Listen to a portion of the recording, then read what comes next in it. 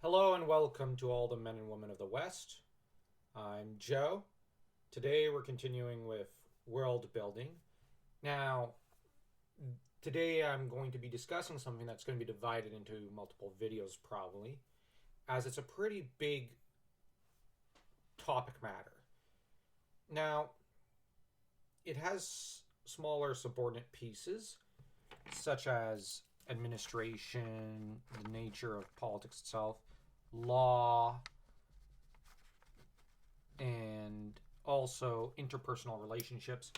But because I was requested to make a video on how to world build politics into a fantasy world, and there are different ways of approaching it. Now, you can take the more, I guess you could say, thematic approach, which involves archetypes and seasons and whatnot, which does not preclude, when you're portraying kings and queens, but does not preclude um, being rather cynical in your storytelling.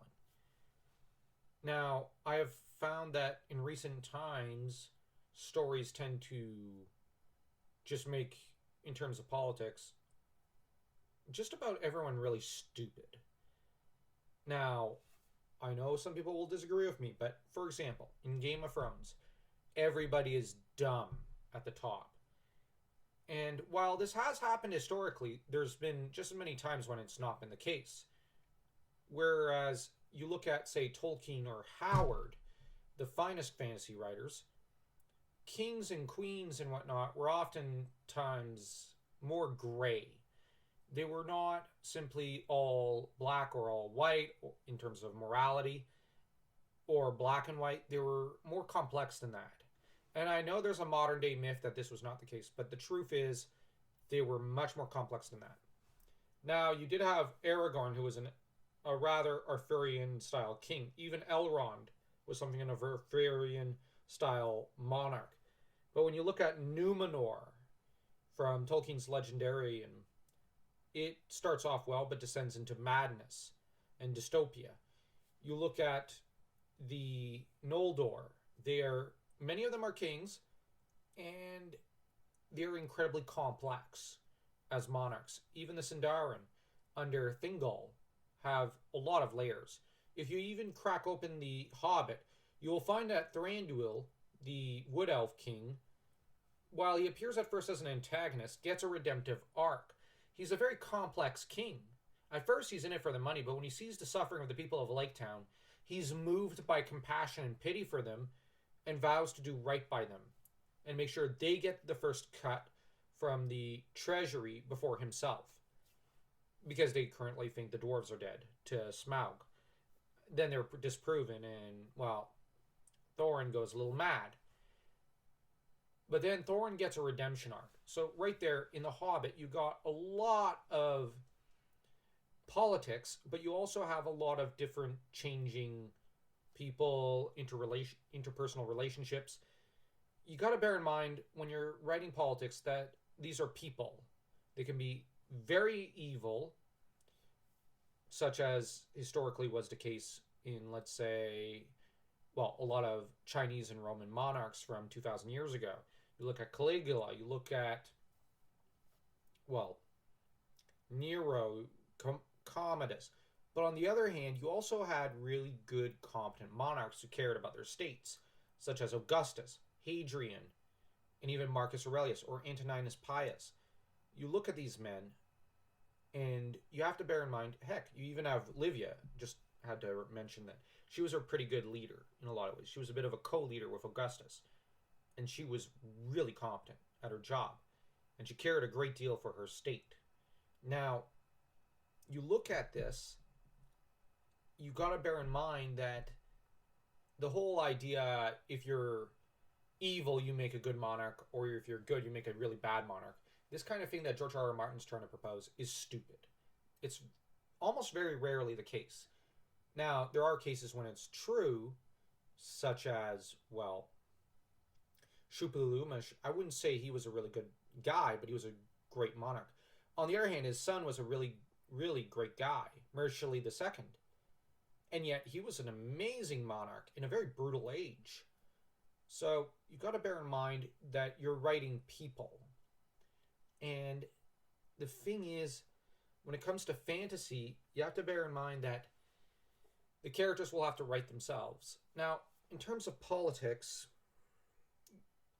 I'm just talking about the interpersonal relationship element and a bit of the image of the monarch. The image of power is very important, but so is the reality of the person behind the image. And heck, look at Robert E. Howard's Kull and Conan stories. Kull is a really good monarch. He's just easily frustrated and doesn't really like the administration, so he decides to kind of departmentalize things and just divide the responsibilities of the administration between a whole council of counselors and advisors, which is really sound politics. Conan takes much of the rule into his own hands and is a really competent administrator and cares a great deal for his empire, even though it isn't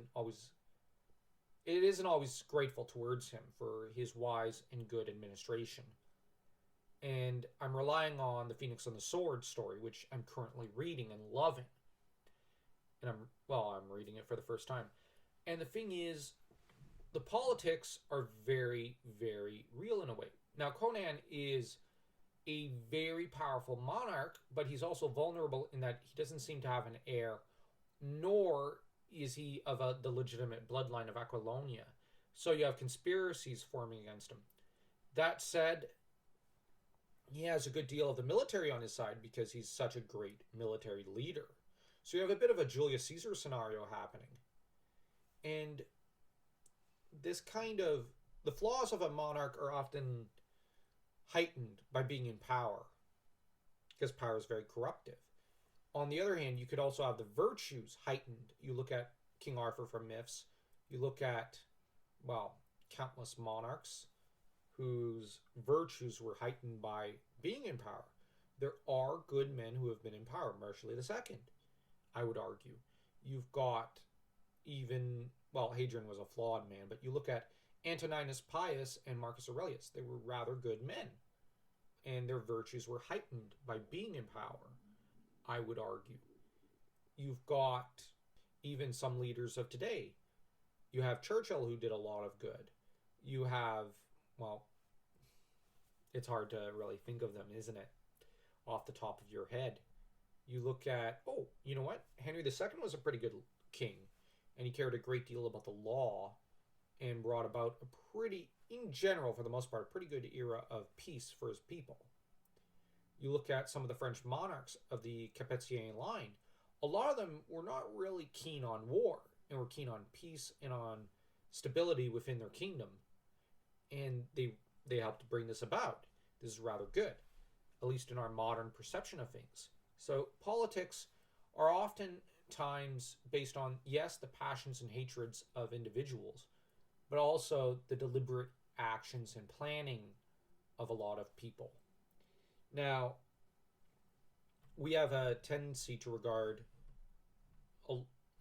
politicians with a great deal of either suspicion or blind trust today, and the blind trust is often foolish on our parts. But on the other hand, we're suspicious of sometimes the wrong people. And when it comes to fantasy, there's a trend towards hating the kings and wanting to turn every story upside down on its head. This is not exactly good writing because, we're also not writing as well as we used to. If you look at the literature of Howard and Tolkien, it's very complex. At the same time, it's very beautiful, and the prose is magnificent because fantasy writers are not writing the prose. They're not savoring the language as they're writing. And you have to remember that's one core thing you have to do when you're writing. Now, politics, like I said, are a multifaceted game, and you have the law, the administration, the image, the personality of the character that comes into play. Now, the king from The Last Unicorn, for example, is a tyrant.